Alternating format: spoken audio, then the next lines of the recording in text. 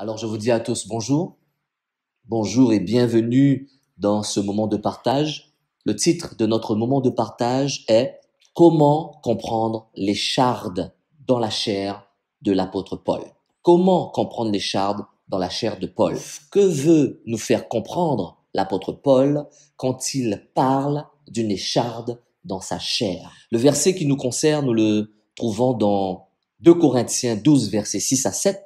Et ce verset nous dit la chose suivante. Si je voulais me glorifier, je ne serais pas un insensé, car je dirais la vérité, mais je m'en abstiens, afin que personne n'ait à mon sujet une opinion supérieure à ce qu'il voit en moi ou à ce qu'il entend de moi. Et pour que je ne sois pas enflé d'orgueil à cause de l'excellence de ces révélations, il m'a été mis une écharde dans la chair, un ange de Satan, pour me souffleter et m'empêcher de m'enorgueillir. 2 Corinthiens 12, versets 6 à 7. Alors mon frère, ma sœur, mon ami, nous allons voyager. Oui, nous allons voyager avec l'aide de l'Esprit Saint à travers la parole de Dieu, la Sainte Bible, afin de comprendre le cheminement d'un homme exceptionnel, l'apôtre Paul, et pourquoi Dieu a permis cette écharde dans sa chair. Et pour cela, nous allons nous poser 3 questions. Ces questions sont importantes. La première question, qui était l'apôtre Paul? Deuxième question, c'est quoi cette écharde dans la chair de l'apôtre Paul? Troisième et dernière question, que pouvons-nous apprendre de la vie de l'apôtre Paul? Alors nous allons aborder un sujet très important qui va nous faire comprendre que tout ce que nous avons cru connaître sur l'écharde dans la chair de l'apôtre Paul était soit incomplet ou faux. Dans ce voyage que nous allons faire ensemble, nous allons comprendre l'imperfection de l'être humain que seul Jésus-Christ peut rendre parfait. Et par sa grâce et par sa mort et sa résurrection à la croix, il est le seul, avec l'aide de l'Esprit Saint et avec l'autorisation du Père, à faire cela. Mon frère, ma sœur, mon ami, nous avons tous l'orgueil en nous. Je vois vos visages étonnés, je vois que vous êtes surpris de ce que vous venez d'entendre, mais sans exception, nous avons tous de l'orgueil en nous. Dans notre nature adamique, cet orgueil est installé. Et même lorsque nous devenons chrétiens, enfants de Dieu, sachez que sans l'aide de l'Esprit Saint, il nous est impossible de résister à l'orgueil. Impossible. L'orgueil de certaines personnes est invisible à l'œil nu et ne peut être vu que dans des situations particulières. Et pour d'autres, il est démesuré. Vous le voyez tout de suite. Nous avons tous, dans notre entourage, tous, nous avons connu quelqu'un, une personne d'apparence humble. Et le jour où cette personne accède à l'élévation, elle devient orgueilleuse. Alors nous allons donc commencer notre voyage à travers la parole de Dieu avec l'aide de l'Esprit Saint que nous avons pour seul bagage. Pour comprendre ce que Paul voulait nous dire par « il m'a été mis une écharde dans la chair ». Première question, qui était l'apôtre Paul? Cette première question est très importante, car afin de comprendre le parcours d'un homme ou d'une femme, nous devons toujours étudier son background, c'est-à-dire son passé, son vécu, sa famille, son lieu de naissance, ses amis, ses ennemis. Et l'apôtre Paul ne déroge pas à cette expertise. Nous constatons tous que la façon de parler de quelqu'un, la façon de s'habiller de quelqu'un, la façon de se coiffer de quelqu'un, la façon de choisir ses mots, d'écrire même, de penser et de raisonner d'une personne est totalement liée à son vécu, à son éducation. Et pour cela, je vous invite à aller avec moi en Actes 22, verset 3, où l'apôtre Paul lui-même se présente à une foule de gens déchaînés. Donc, croyez-moi, il va faire très attention en choisissant chaque mot avec précaution pour se présenter, car c'était un homme très intelligent. Il nous dit la chose suivante. Je suis juif, né à Tars, en Cilicie, mais j'ai été élevé dans cette ville-ci et instruit au pied de Gamaliel, dans la connaissance exacte de la loi de nos pères, étant plein de zèle pour Dieu, comme vous l'êtes aujourd'hui. Quand quelqu'un, comme l'apôtre Paul, surtout l'apôtre Paul, parle de lui, Il dira toujours les choses qui lui sont les plus importantes, les plus chères. Et ici, l'apôtre Paul dit clairement que la connaissance exacte de la loi de ses pères sont toute sa vie. C'est la chose la plus importante pour lui. Nous pouvons donc déduire que l'apôtre Paul était un homme très religieux, extrêmement fier, jusqu'à s'enorgueillir d'avoir une telle connaissance de la loi de Moïse avant de rencontrer Jésus-Christ, son Seigneur et Sauveur. Je veux vous amener à comprendre que tout son langage sera toujours bien choisi durant tous ses écrits dans la Bible et dans le Nouveau Testament. Il fera très attention, car il était et il avait une connaissance exacte. Quand il dit exact, mais c'est vraiment exact de la loi de Moïse. Chaque mot pour Paul est important. Gardez cela en mémoire, car nous allons revenir à cela et l'utiliser pour notre deuxième question. C'est quoi cette écharpe dans sa chair? Continuons dans la première question. Il est clair que l'apôtre Paul ne parlait pas comme tout le monde. Il était spécial. Il avait un langage religieux, d'érudit, de quelqu'un d'intelligent, profondément ancré dans la loi de Moïse. Nous savons aussi que l'apôtre Paul était l'ennemi numéro 1 des chrétiens. Avant sa rencontre avec Jésus-Christ, sur la route de Damas, il a rencontré son maître, son sauveur, son Seigneur. Cet homme a persécuté à mort toute personne qui se disait chrétienne, jusqu'à les tuer par lapidation, comme Étienne, et à prouver leur mort. C'était un grand fanatique, terroriste, qui tuait les enfants, les femmes et les hommes au nom de Dieu, ce Dieu qu'il croyait connaître à cause de sa grande connaissance exacte de la loi de Moïse. Il était persuadé d'être dans le vrai. Il nous dit, j'ai persécuté à mort cette doctrine, liant et mettant en prison hommes et femmes. Acte 22, verset 4. Pour cet homme, l'apôtre Paul, c'était tout à fait normal de tuer des hommes, des femmes et des enfants en les lapidant. Toute personne qui se disait chrétien, c'était pour lui une cause noble, sauvegarder et protéger la tradition juive. Pour aller plus loin dans notre voyage, dans cette première question, qui était l'apôtre Paul? Il est bon de nous rappeler que l'histoire remarquable de l'apôtre Paul nous montre que Dieu peut sauver n'importe qui. Tous les jours, à travers le monde entier, des pécheurs brisés comme l'apôtre Paul sont sauvés et transformés par la grâce de Dieu en Jésus-Christ, notre Seigneur et Sauveur. Certains d'entre eux ont commis des fautes très graves contre d'autres hommes, d'autres femmes, d'autres enfants, tandis que d'autres s'efforçaient de vivre une vie morale, éloignée de tout, dans des monastères ou des grottes, dans des temples, sur des montagnes, et pensaient qu'ainsi, Dieu serait satisfait d'eux au jour du jugement. En lisant l'histoire de l'apôtre Paul, nous sommes émerveillés, en tout cas moi je l'ai été, de voir comment Dieu peut ouvrir les portes du ciel à un orgueilleux, fanatique, religieux, meurtrier, qui a tué des innocents, y compris des femmes et des enfants. Aujourd'hui, nous avons souvent tendance à considérer les terroristes et les autres criminels comme indignes de la rédemption à cause de la gravité des crimes qu'ils ont commis contre l'humanité ou même contre un pays. L'apôtre Paul l'a fait, mon frère, ma soeur, mon ami. L'histoire de Paul résonne à notre époque. Dieu lui a fait miséricorde alors qu'il ne le méritait pas pour les hommes. C'est comme ça que tu l'aurais pensé, toi. Chaque être humain compte aux yeux de Dieu, qu'il soit une bonne personne ou une personne mauvaise. Dieu seul peut sauver une âme de l'enfer et il l'a fait pour l'apôtre Paul. Maintenant que nous comprenons cet aspect de la vie de l'apôtre Paul, passons à la deuxième question. Mais c'est quoi cette écharpe dans la chair de l'apôtre Paul? Comme nous l'avons fait pour l'apôtre Paul, nous aussi, nous devons revenir aux bases qui nous permettent de comprendre des choses spirituelles. Parce que mon frère, ma sœur, mon ami, avant d'être chrétien né de nouveau, baptisé d'eau et d'esprit, qui étais-tu? Qui étais-tu? Comment raisonnais-tu? Ou qui es-tu si tu n'es pas encore chrétien baptisé d'eau et d'esprit? Ce que je veux dire, c'est que ta compréhension sera claire ou polluée en fonction de ton vécu et ta croyance. Pour que nous puissions correctement répondre à cette deuxième question. C'est quoi cette écharpe dans la chair de l'apôtre Paul? Il est très important de rester dans le contexte. Le contexte, mon frère, ma sœur, mon ami.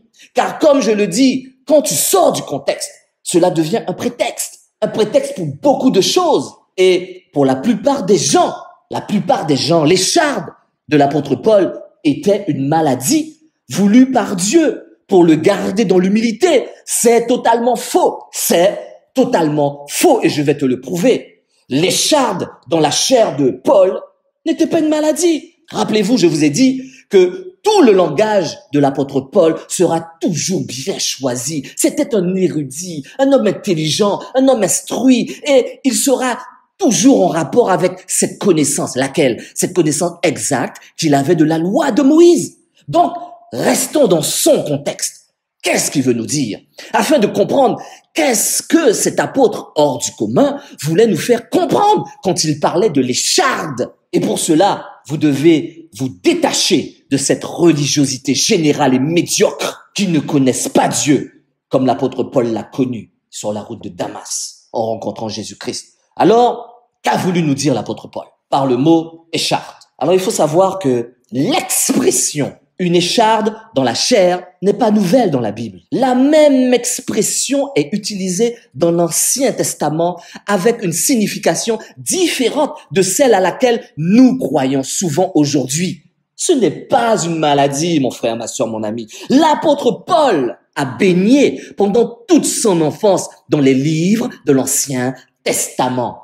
Il a nagé, il a baigné, il a mijoté, il a cette odeur, il parle comme ça. Et dans l'Ancien Testament, l'expression écharde, épine dans les côtes est utilisée d'une manière métaphorique pour exprimer quoi? La résistance et la gêne de qui? De l'ennemi, des habitants et pas une maladie, pas une maladie. Il est écrit, mais si vous ne chassez pas devant vous les habitants du pays, ceux d'entre eux que vous laisserez seront comme des épines, ça veut dire échardes, dans vos yeux et des aiguillons dans vos côtés. Ils seront vos ennemis dans le pays et où vous allez vous établir. Nombre 33, verset 55. Ici, il ne nous est pas parlé de maladie, mais de persécution imagée par des épines qui veulent littéralement dire des échardes dans les yeux et des aiguillons dans vos côtés. Il est aussi écrit, mais les méchants sont tous comme des épines, c'est-à-dire échardes,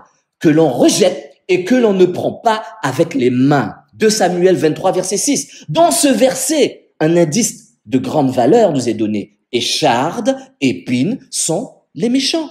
Nous pouvons lire aussi en Josué 23, versets 12 à 13, si vous vous détournez et que vous vous attachiez au reste de ces nations qui sont demeurées parmi vous, si vous vous unissez avec elles par des mariages et si vous formez ensemble des relations, soyez certains que l'Éternel, votre Dieu, ne continuera pas à chasser ces nations devant vous, mais elles seront pour vous un filet, un piège, un fouet dans vos côtés et des épines dans vos yeux, jusqu'à ce que vous ayez péri de dessus ce bon pays que l'Éternel, votre Dieu, vous a donné. Il est encore écrit en Juge 2, verset 3, « J'ai dit alors, je ne les chasserai point devant vous, mais ils seront à vos côtés et leurs dieux vous seront pour vous un piège. » Maintenant, mon frère, ma sœur, mon ami, que nous comprenons dans quelle direction l'apôtre Paul désire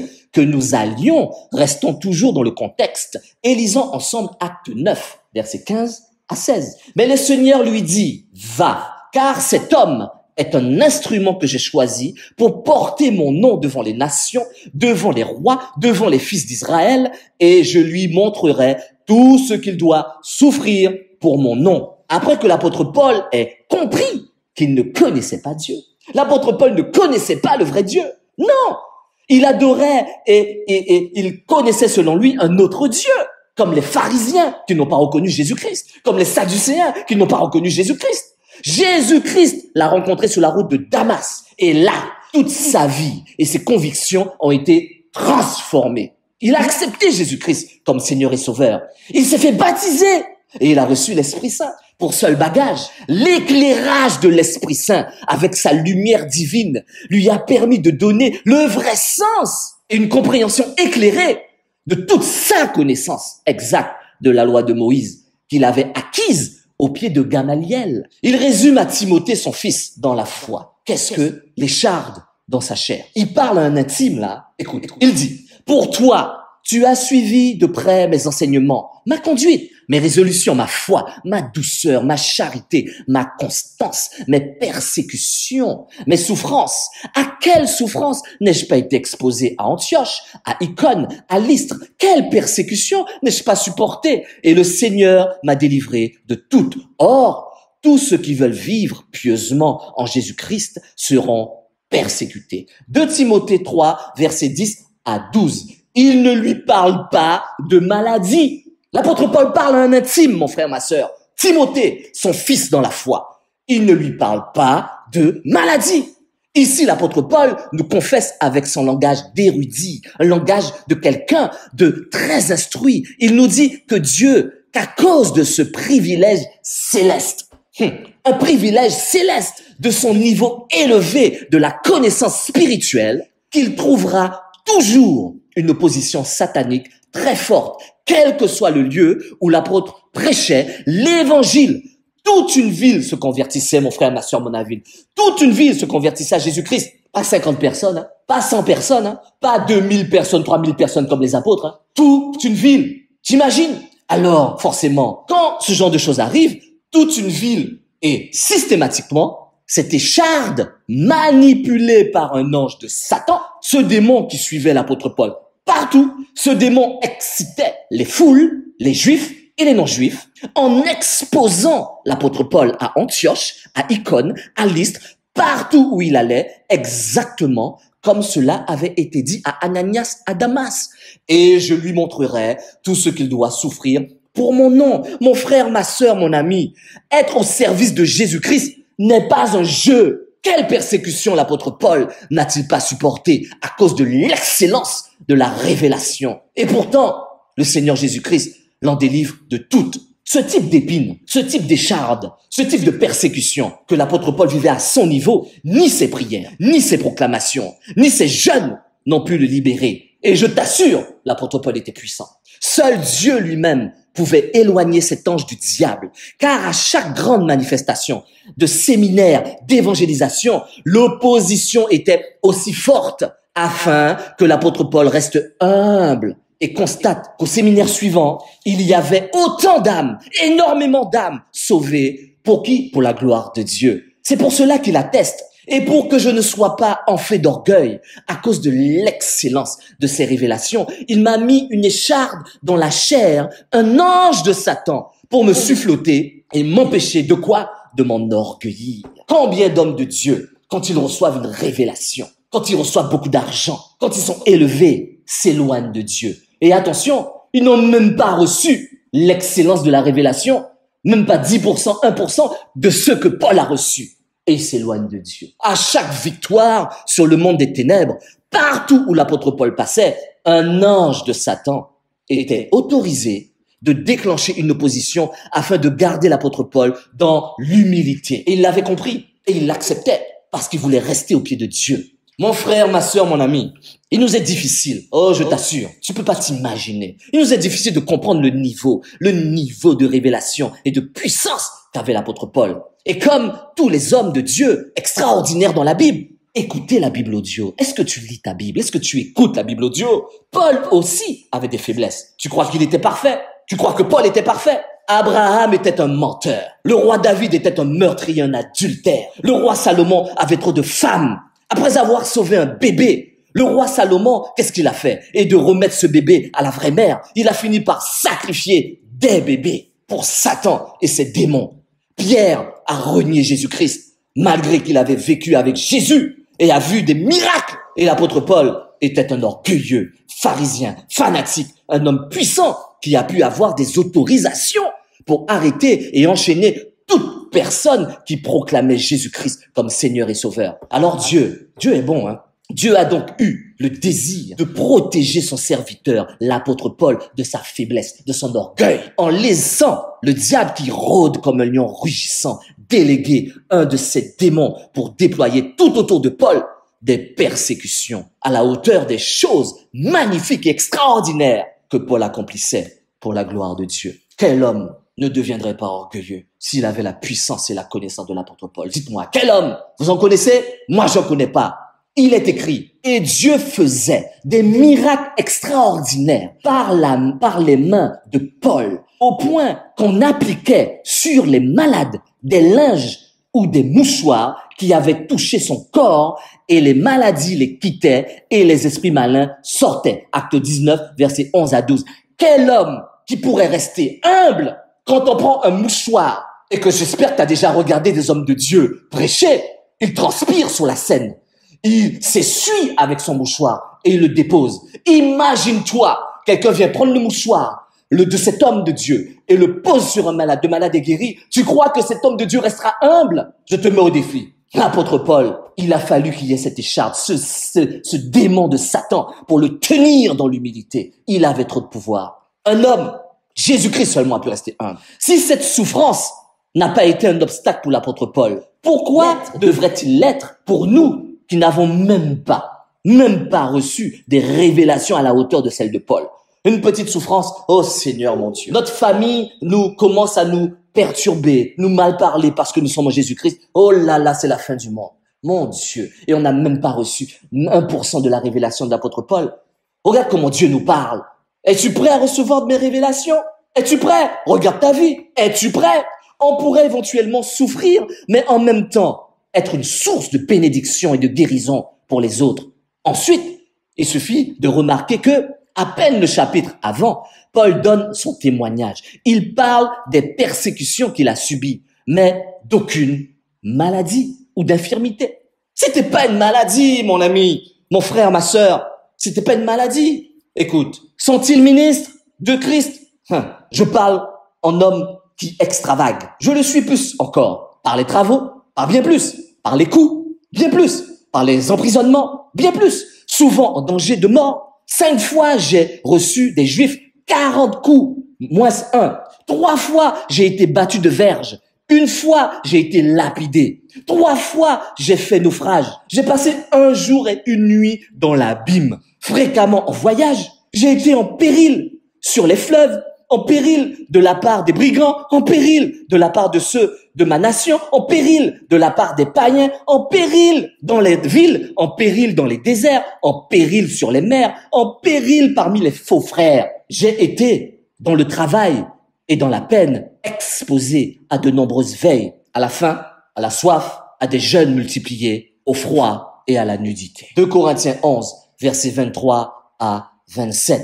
Comme nous pouvons le voir clairement, parmi les difficultés, il n'y a aucune maladie. Pourquoi l'apôtre Paul n'aurait pas dit « J'ai été malade, j'ai eu la fièvre, je souffrais de maux de tête, j'ai eu mal au bras, mon cœur me faisait souffrir ». Il n'a jamais parlé de maladie parce que c'était pas la maladie, mon ami. C'était l'écharde, un démon qui était autour de l'apôtre Paul et qu'à chaque fois venait lui rappeler ce qu'il était, un serviteur de Dieu. Alors sois humble. Certains ont affirmé parce qu'ils veulent trouver quelque chose. Ils cherchent à trouver. Mais j'ai cherché aussi, t'inquiète pas. Certains ont affirmé que les paroles de Paul, quand il parle dans le travail et dans la peine, seraient des souffrances liées à la maladie. C'est faux. C'est faux. Je vais te montrer. Il est écrit, j'ai été dans le travail. Travail ici, c'est moschtos en grec. Et dans la peine, exposé à de nombreuses veilles, à la faim, à la soif, et des jeûnes multipliés au froid et à la nudité. Ça fait partie du verset qu'on vient de lire. C'est le verset 27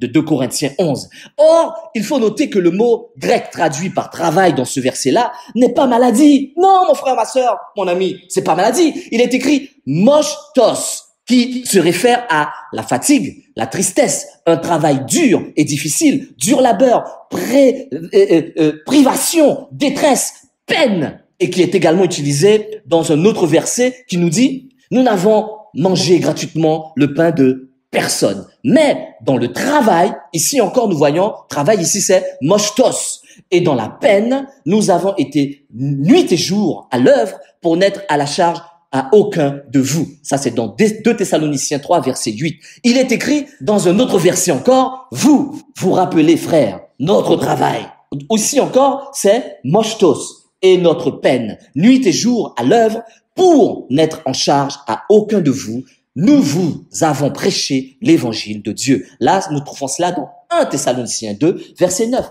Voyez encore, ici, Paul parle de la difficulté liée au ministère.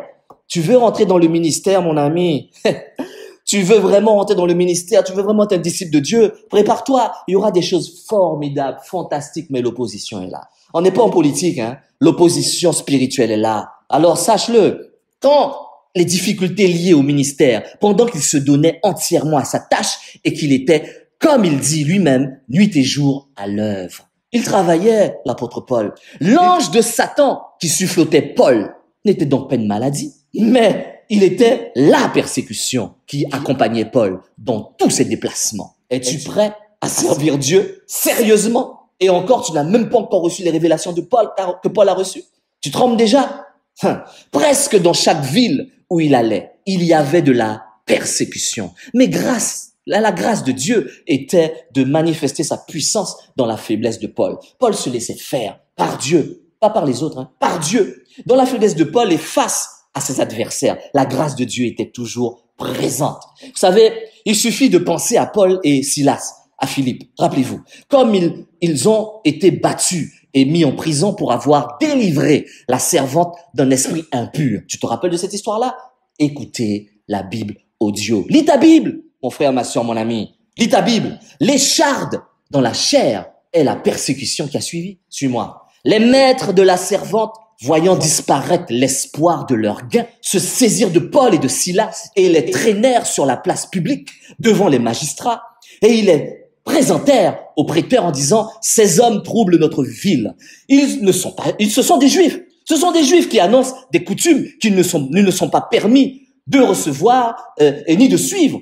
À nous qui sommes Romains, la foule se souleva aussi contre eux et les prêteurs ayant fait arrêter et arracher leurs vêtements ordonnèrent qu'on les bâtît de verges. Après qu'on les eut chargés de coups, ils les jetèrent en prison en recommandant au geôlier de les garder sûrement. Vous trouvez ça dans Actes 16, versets 19 à 23. Et plus loin, qu'est-ce que tu constates, mon frère, ma soeur, mon ami? Plus loin, on voit comment la puissance de Dieu s'accomplit dans la faiblesse de Paul.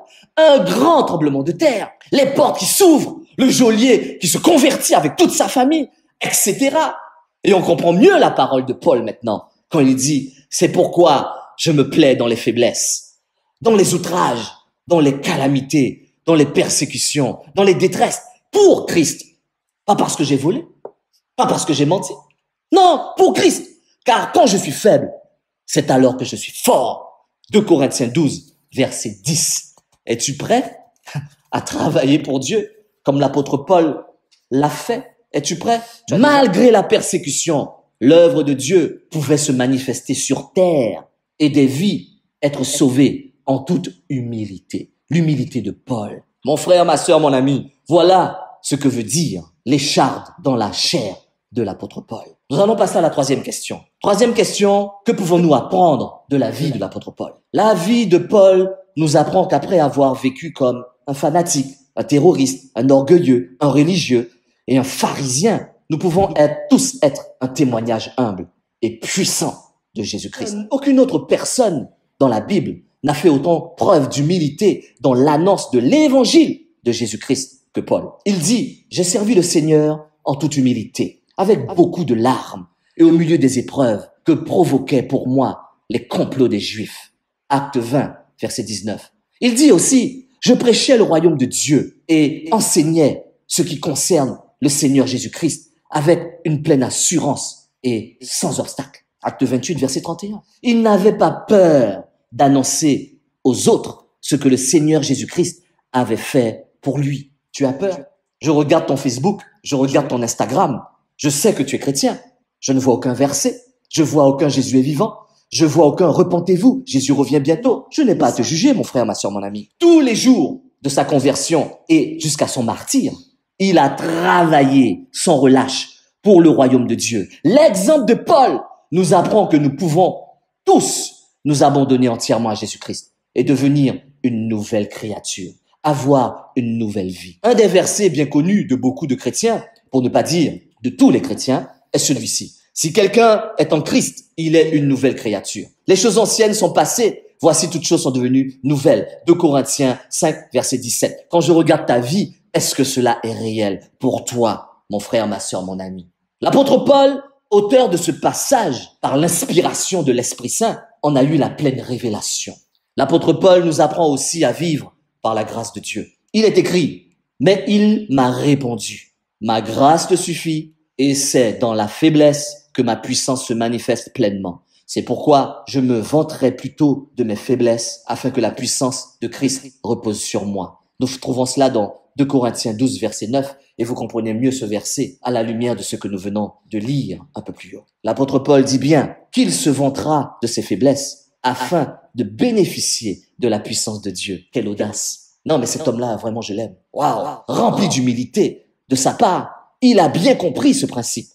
Car Paul signifie petit. C'est Dieu qui nous a créés. Et il est bien conscient que nous sommes des êtres faibles, limités, incapables de beaucoup de choses dans la chair. De ce fait, notre corps peut être confronté à la fatigue, à la maladie, tout comme nous pouvons faire face aux défis d'ordre financier ou matériel. Il arrivera même que nous soyons blessés dans nos émotions par nos familles, par nos cousins, nos cousines, nos parents, nos amis, ou que nous fassions face à des attaques spirituelles. Ça arrivera, mon frère, ma soeur, mon ami. Néanmoins, cela ne doit pas être un motif pour se décourager et abandonner le plan de Dieu pour notre vie. C'est tout à fait normal pour toi d'avoir parfois ce sentiment d'incapacité devant ce que le Seigneur t'a confié ou te demande de faire. C'est dur. On n'est pas encore prêt. On n'est pas encore à la hauteur. Mon épouse et moi, nous disons ces choses-là chaque jour. Même ce matin, on en parlait encore. Pourtant, c'est dans cet état-là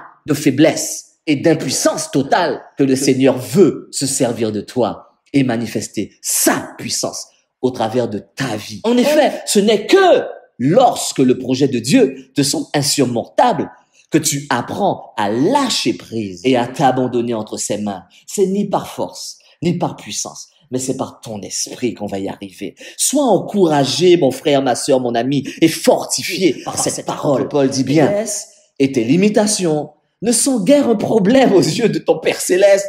Non, il se glorifiera. Et si tu es prêt à le laisser te conduire comme l'a fait l'apôtre Paul dans ta situation, il le fera, car il est fidèle. L'apôtre Paul nous apprend à vivre pour les choses d'en haut. Oui, il est contradictoire de vouloir poursuivre deux choses qui sont opposées l'une à l'autre. Et pourtant, c'est l'erreur que commettent beaucoup de chrétiens. Ils ne cessent de proclamer qu'ils sont enfants de Dieu. Je suis enfant de Dieu, je crois en Dieu, je suis co-héritier de Christ et héritier de Dieu. Mais ne sont malheureusement pas conscients ou sont ignorants de la position de leur Seigneur. Il est écrit, c'est avec le Christ que vous avez été réveillés de la mort. Cherchez donc les choses d'en haut, là où le Christ se trouve, assis à la droite de Dieu. Le but de votre vie est en haut et non sur la terre. Ce n'est pas le frère Pascal qui le dit, mais c'est l'apôtre Paul. Colossiens 3, versets 1 à 2.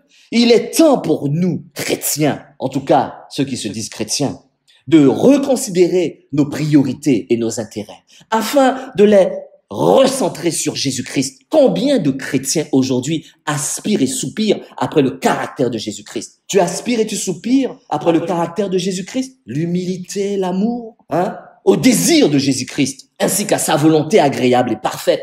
Prier pour demander à Dieu de pourvoir à nos besoins est une bonne chose. Mais bien sûr, on a tous besoin de biens matériels, car la Bible nous le recommande. Par ailleurs, la même Bible nous dit, cherchez d'abord le royaume de Dieu et ce que Dieu demande, et il vous donnera tout le reste en plus. Nous trouvons cela dans Matthieu 6, verset 33. Mon frère, ma sœur, mon ami, recherche avant tout les choses impérissables, qui sont, entre autres, la parole de Dieu, la volonté de Dieu en toutes choses, la sainteté de Dieu, la force par l'Esprit Saint. En recherchant ces choses, certes invisibles, mais tellement précieuses, tu pourras alors bâtir, à l'exemple de l'apôtre Paul, des choses visibles qui résonneront dans l'éternité. L'apôtre Paul nous apprend à mourir à soi pour porter du fruit. On sait que la graine appelée à porter du fruit est destinée à être mise en terre, enterrée, mourir. C'est un principe qui n'est pas prêt de changer, mon ami.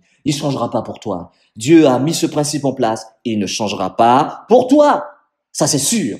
L'apôtre Paul a, pour sa part, accepté de souffrir, de mourir dans sa chair pour que le corps de Christ, l'Église, en profite. Es-tu prêt à le faire pour que le corps de Christ en profite? Ou bien cherches-tu ton intérêt? En général, les chrétiens associe le mot souffrance à ce qui est négatif, notamment aux attaques du royaume des ténèbres. Or, la vie de Paul nous donne de comprendre que la souffrance fait partie intégrante de notre processus de maturité spirituelle. Mais pas seulement de la maturité spirituelle, mon ami. Un bébé qui grandit, il a faim, il souffre, il crie. Un bébé qui veut marcher, il souffre, il tombe, il se fait mal. Tu es un sportif, tu veux atteindre des performances incroyables. Tu te donnes les moyens de souffrir en entraînement afin que, en quelques minutes, on puisse voir les efforts de toute une vie. Tu souffres. Donc, spirituellement, mon ami, ce sera pareil. Je traite mon corps durement. J'en suis totalement maître. Sinon, moi, qui ai annoncé le message aux autres, je risque ensuite d'être éliminé. C'est pas le frère Pascal qui le dit, mais c'est l'apôtre Paul, mon ami. 1 Corinthiens 9, verset 27. C'est parole de vie, la version parole de vie, qui dit sacrifice, dit renoncement et mort. Es-tu résolu à porter du fruit pour Dieu? Alors tu devras peut-être renoncer à telle habitude ou tel autre comportement qui n'honore pas Dieu. Une ou deux relations qui te tirent où? Vers le bas. Un projet qui te semble tellement important, mais qui n'est pas conforme aux valeurs de Christ, etc., etc. Tu te connais toi-même. Je n'ai pas besoin de le dire.